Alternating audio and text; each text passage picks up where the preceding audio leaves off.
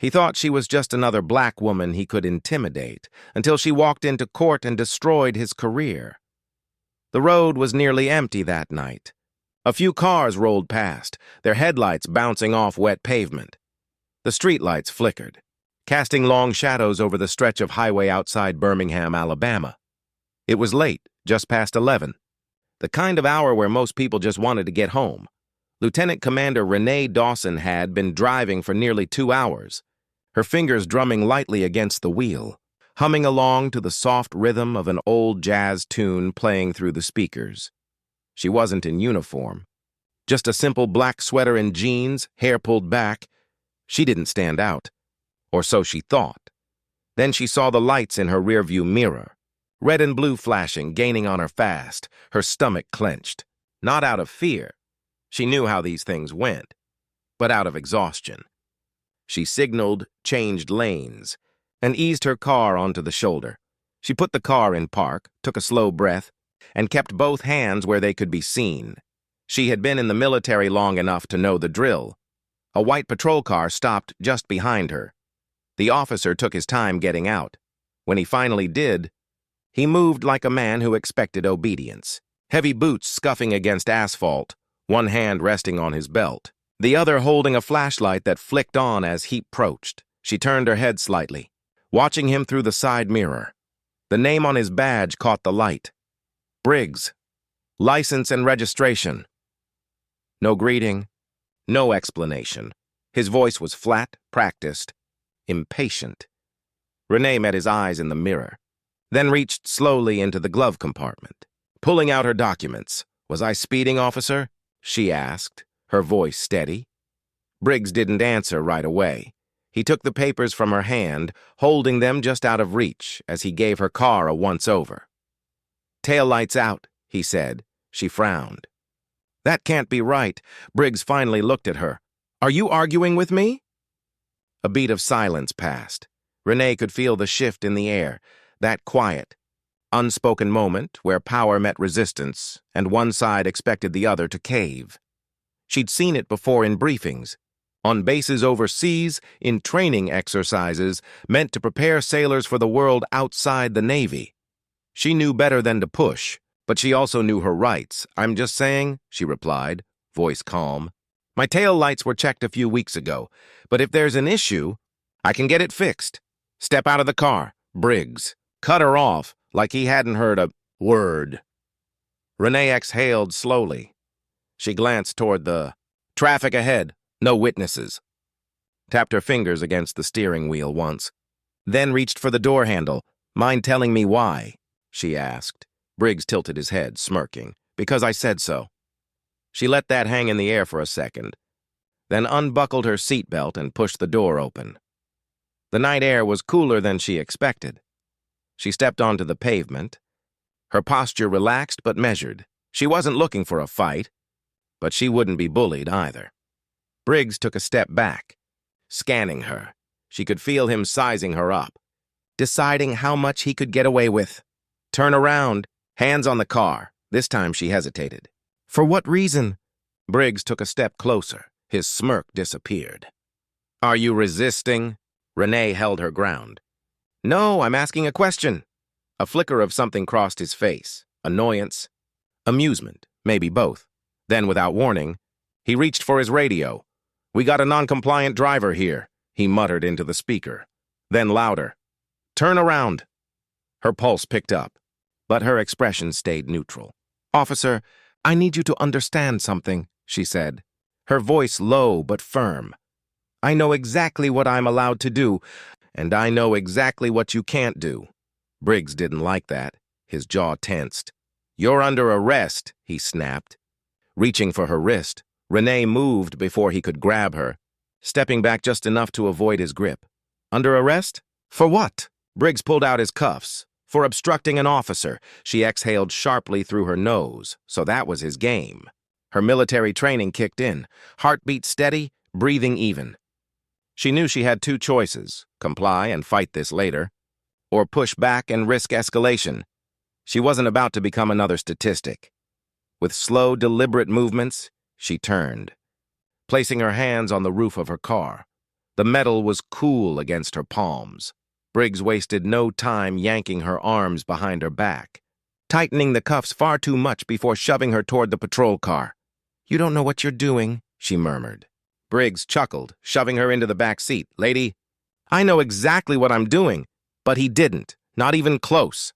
The hard plastic seat of the patrol car dug into her back. Renee sat still, wrists burning against the cuffs, her breath measured. The door slammed shut behind her, sealing her in. Outside, Briggs strutted back to his vehicle. Muttering something into his radio, she glanced at the partition separating her from the front seat. The faint reflection of her face stared back. Calm. Composed, but beneath that something simmered. She had been through combat drills, high-stakes operations, and interrogations in foreign territories. But this was different. This was a man with a badge, drunk on power, convinced he was untouchable. A few minutes passed. Then 5, then 10. She shifted her hand slightly, testing the cuffs too tight. He had done it on purpose. The driver's side door swung open and Briggs slid in, whistling. "Well, well," he muttered, pulling his seatbelt across his chest. "Let's take a little ride." She didn't respond. He threw the car into gear, pulling off the shoulder and back onto the road. The patrol car lurched forward, the overhead lights still flashing. She could see the reflection of the red and blue in the side mirrors, staining the road behind them. "You know," Briggs said after a moment, "most people just keep their mouths shut when I tell them to step out." Renee exhaled sharply through her nose. "And most officers don't arrest people for questioning a traffic stop." Briggs laughed, shaking his head. "Lady, you must really think you're somebody." She looked at him through the glass. "I don't think." "I know." That made him pause. Just for a second. His knuckles flexed around the wheel, a flicker of irritation breaking through his smug exterior. But he covered it up quick. "You military?" he asked, his tone suddenly shifting. She didn't answer. "Yeah, I figured," he went on. "You got that attitude. That above-the-law type." He smirked. "Bet you thought I'd back off if you threw that around, huh?" Still, she stayed silent. Briggs clicked his tongue. "Shame," he mused, shaking his head. "If you'd just kept your mouth shut, we could have avoided all this." Her jaw tightened, the audacity of it, as if his actions were somehow her fault. The station came into view up ahead. A squat gray brick building just off the main road. The parking lot was mostly empty. Late-night processing was slow, and for now, it looked like she was the only guest. Briggs pulled into a reserved spot near the entrance, killed the engine and turned to look at her through the partition. "Gotta say," he murmured, "I do love when they make it easy." Before she could respond, he was out of the car, slamming the door behind him. A second later, her door swung open. "Let's go," he ordered. Renee twisted her wrists slightly as she stepped out. The cuffs bit into her skin. He hadn't loosened them at all. She kept her head high as he led her inside, past a bored-looking desk sergeant and into processing. The holding area smelled like old coffee and sweat. A metal bench lined the far wall, a steel door leading to the cells just beyond it. Briggs uncuffed her just long enough to push her through booking, fingerprints, mugshot, the whole routine. The officers behind the desk barely looked up, just going through the motions. She had seen this kind of indifference before. It was the kind that let bad men like Briggs thrive.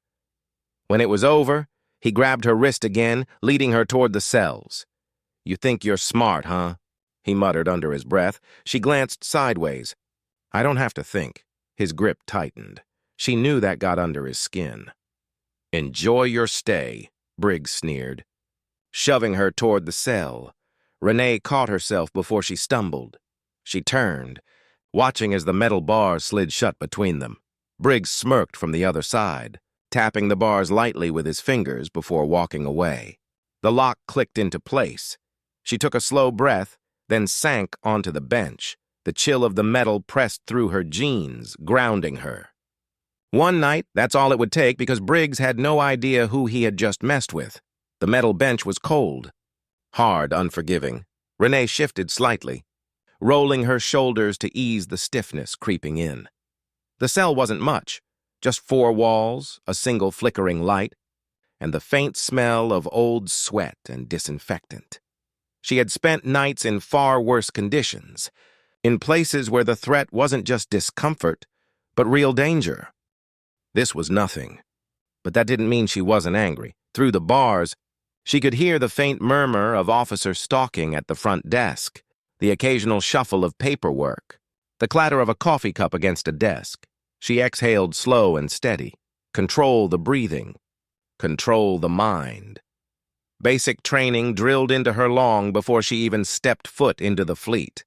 Then heavy footsteps. Briggs. She knew it was him before he even came into view. His stride had that same arrogant rhythm, like a man who thought he was untouchable. He appeared in front of the cell a second later, arms crossed over his chest, that same smirk plastered on his face. "Comfy?" She didn't answer.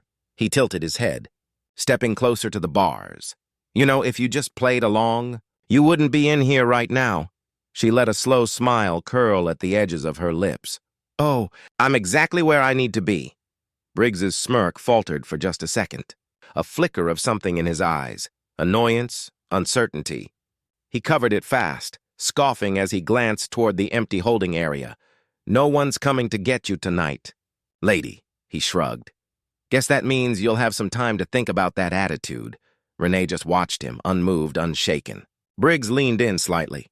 "See, here's the thing," he continued, lowering his voice. "People like you think the rules don't apply. You think a little confidence is enough to get out of trouble." She let him talk, let him ramble. It didn't matter, because he didn't know what was coming. And then, as if on cue, another officer approached from the hallway, a younger guy, probably in his late 20s, dressed in a standard-issue uniform. He stopped a few feet away, holding a clipboard. Sergeant." The officer's voice carried just a hint of uncertainty. "We got a call." Briggs barely glanced at him, and the officer hesitated, shifted on his feet. "And I think you need to see this." Briggs frowned, then gave Renee one last look before stepping away. She sat back, listening.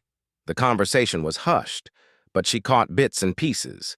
Something about a lawyer, a call from higher up, questions about why she was being held. Briggs's voice dropped lower, sharp and annoyed. The younger officer stammered something in response, but whatever it was, it didn't seem to make him happy. Then heavy footsteps again. Briggs stormed back, jaw tight, hands clenched into fists at his sides. His smirk was gone. "What the hell did you do?" Renee leaned forward, resting her elbows on her. "Knees. I didn't do anything." She tilted her head, slightly. "But people talk, and some of us have friends in very high places." Briggs's face darkened. She could see it.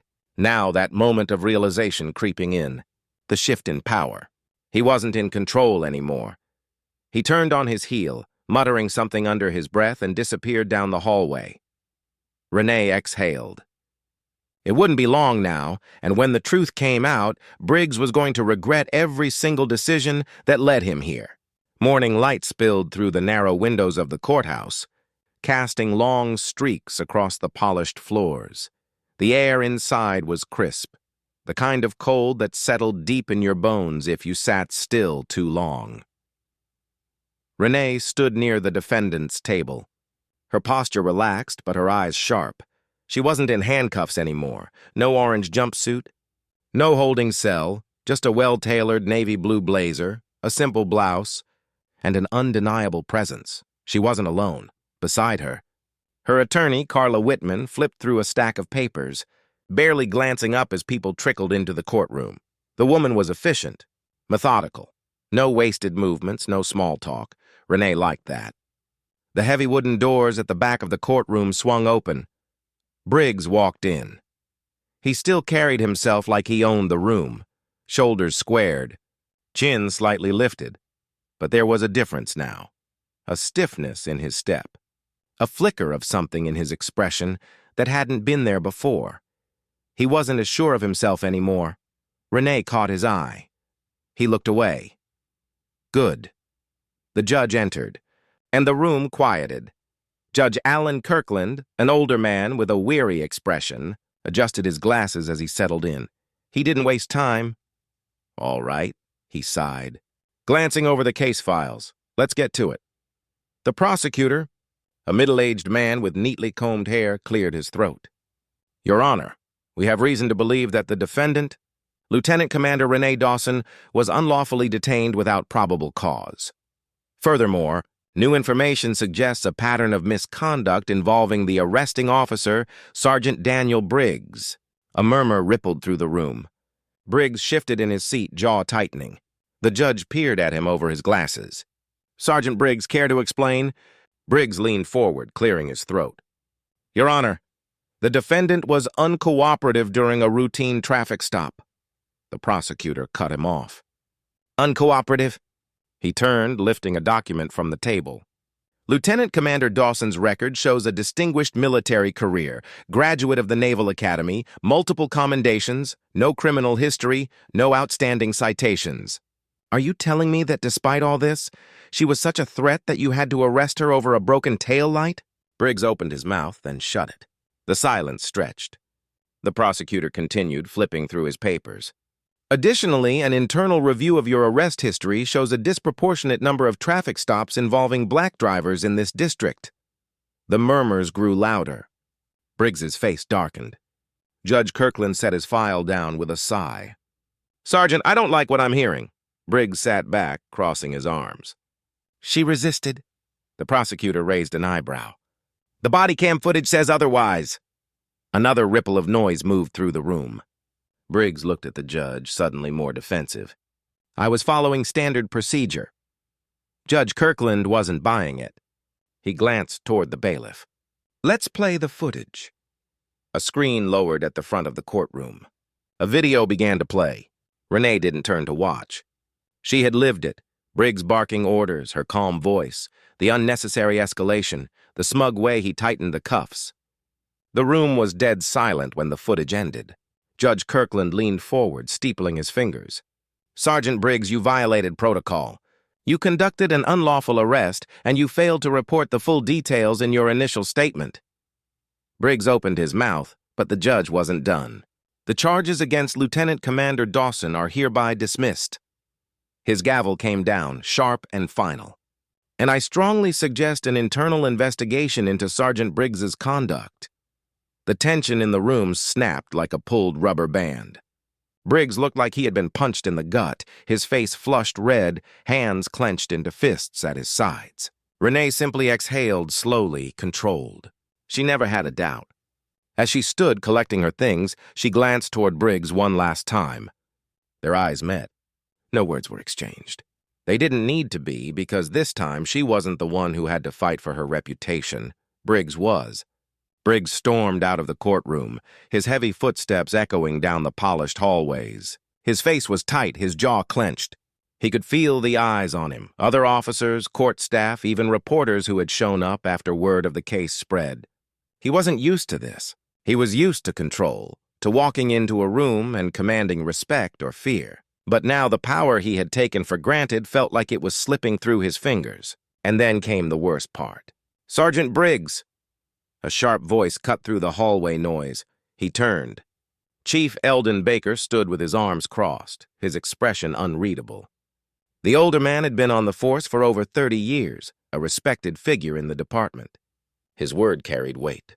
Briggs straightened. "Sir?" Baker studied him for a moment, then, with a curt nod, motioned for Briggs to follow him into a private office. The second the door shut, the chief's tone dropped. "What the hell were you thinking?" Briggs exhaled sharply. "I was doing my job." "Your job?" Baker scoffed, tossing a file onto the desk. It landed with a heavy thud. "That's not what it looks like from here. The body cam footage, the arrest history, the fact that you didn't even know who you were arresting." Briggs's nostrils flared. "What does that have to do with anything?" Baker leaned forward. "Everything." His voice was quiet but sharp. This wasn't some random woman.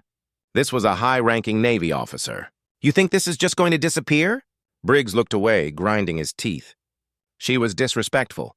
She questioned you?" Baker cut in. "That's not a crime." Briggs scoffed, shaking his head. You don't get it. People like that? The chief's expression hardened. People like what, Briggs? Silence. Briggs swallowed but said nothing. Baker sighed, rubbing his forehead. The DA is reviewing every single one of your cases from the past 5 years. You've been flagged for racial profiling, and you better believe this department isn't going down with you. Briggs felt his stomach twist. What does that mean? Baker straightened. It means you're being put on immediate suspension, effective now. Internal Affairs is investigating, and if they find what I think they're gonna find, he shook his head. Your career is over. The words hit Briggs like a punch to the gut. His face burned. This is bull. Baker held up a hand. Don't finish that sentence. His voice was ice. Pack up your desk. And if I were you, I'd get a lawyer. Briggs stood there, fists at his sides, his world unraveling in real time. And for the first time in his career, he realized he wasn't untouchable. Across town, Renee sat in a quiet cafe, stirring a cup of coffee as she scrolled through her phone. The case had already made headlines. The footage had gone viral. Lieutenant Commander wrongfully arrested, officer under investigation. She wasn't surprised. She had known from the second she stepped out of her car that night how this would go. She had seen men like Briggs before, entitled, arrogant, used to bending the law in their favor. But this time he lost. Her phone buzzed, a message from her attorney. Briggs has been suspended. Might face charges. Renee took a slow sip of her coffee. Good. She glanced out the window, watching the city move on around her. The fight wasn't over. Not for her, not for the people Briggs had likely hurt before. But today was a win. The crisp afternoon air carried the scent of fresh rain as Renee stepped out of the cafe. The weight of the past 24 hours should have lingered on her shoulders, but it didn't. She walked with the same confidence she always had, head high, steps steady. Her phone buzzed again, this time a number she recognized. She sighed, then answered. Captain, Lieutenant Commander, the familiar voice greeted her. I assume you've seen the news. I have. A brief silence, then. And how are you feeling? Renee glanced at her reflection in a nearby storefront window. She saw no signs of defeat, no cracks in her composure. I feel like I did exactly what I was supposed to do, she replied. The captain's voice softened. That's what I thought you'd say. A pause. The Department of Defense has taken interest in your case. Don't be surprised if they ask you to speak on it. Renee exhaled through her nose. Not sure I'm interested in being a headline. You already are, the captain countered. And whether you like it or not, what happened to you is a reflection of something bigger. She knew that. She had always known that Briggs wasn't an isolated case. He was part of a system that had allowed officers like him to operate unchecked for years. This wasn't just about her. It was about the dozens, maybe even hundreds, of people who had been in her shoes, but didn't have the rank, the legal team, or the voice to fight back. Renee leaned against a streetlight watching the traffic move by. This isn't the first time something like this has happened, she said. And it won't be the last. No, the captain agreed. But it's the first time Briggs is facing consequences. And it's because you didn't back down. Renee closed her eyes for a second, letting those words settle. She didn't back down. Not when Briggs pulled her over. Not when he tried to intimidate her. Not when the cuffs tightened around her wrists. Not even when she spent the night behind bars, knowing full well the deck had been stacked against her. She had stayed firm, and now she had won. The captain cleared his throat. One last thing, he added. You might be getting a call from the mayor's office. Renee's eyebrows lifted. Oh? Seems they want to recognize you for handling the situation with professionalism and grace. She smirked. Now that's ironic, the captain chuckled. You gonna accept it? Renee thought for a moment, then shrugged. I'll think about it. She ended the call and tucked her phone back into her pocket. Across the street, a mother walked with her young son, his small hand wrapped tightly around hers. He was laughing about something, carefree, full of life. Renee watched them for a moment. The next generation. She had fought for herself, yes. But she had also fought for him. For every black boy and girl who deserved to grow up in a world where men like Briggs couldn't wield their badges like weapons. She took a deep breath and then she walked away, her steps firm, her purpose clear. Because this fight wasn't just hers. It never had been. Power unchecked is power abused, and the only way to change the system is to hold it accountable. What happened to Renee happens to people every day, people who don't have the privilege of rank, connections, or evidence to back them up. That's why it's important to speak up, to demand change, to refuse to stay silent. If this story made you think, share it. If it made you angry, talk about it. And if it made you realize how much work is left to do, stay engaged. Because real change starts with real conversations.